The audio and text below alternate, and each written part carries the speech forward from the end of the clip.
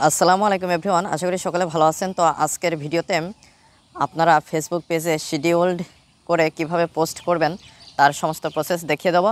তো অবশ্যই আপনারা ভিডিওটি না টেনে সম্পূর্ণ ভিডিওটি দেখবেন। মূল ভিডিওটি শুরু করার আগে সকলের কাছে ছোট্ট একটা রিকোয়েস্ট, যারা এখনও চ্যানেলটি সাবস্ক্রাইব করেনি তারা অবশ্যই চ্যানেলটি সাবস্ক্রাইব করে আমাদের সাথেই থাকবেন। তাহলে চলুন মূল ভিডিওটি শুরু করা যাক।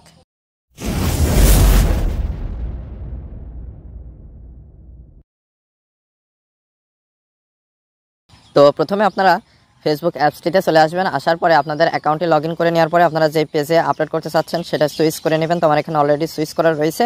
তো আমি just what's on your mind এখানে ক্লিক করে দিলাম। এখন জাস্ট ফটো অ্যান্ড ভিডিও এখানে ক্লিক করে যে ফটোটা আপলোড করতে চাচ্ছেন সেটা সিলেক্ট করে দিবেন। তো আমি এখান থেকে ফটোটা সিলেক্ট করে দিচ্ছি।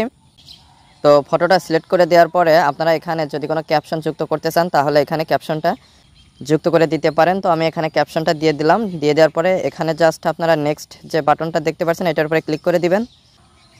তো নেক্সট বাটনে ক্লিক করে দেওয়ার পরে এখানে আপনারা 3 নম্বর অপশনে শিডিউলিং অপশন পেয়ে যাবেন। তো আপনারা জাস্ট এটার উপরে একটা ক্লিক করে দেবেন। ক্লিক করে দেওয়ার পরে শিডিউল ফর লেটার এখানে ক্লিক করে আপনারা প্রথমে ডেটটা সিলেক্ট করে নেবেন। ডেট, তো আমি এখানে 24 এটা সিলেক্ট করে দিয়েছি ফেব্রুয়ারি। তারপরে আপনারা টাইমটা সিলেক্ট করে দিতে পারবেন। প্রথমে হচ্ছে গিয়ে আওয়ার, তারপরে মিনিট।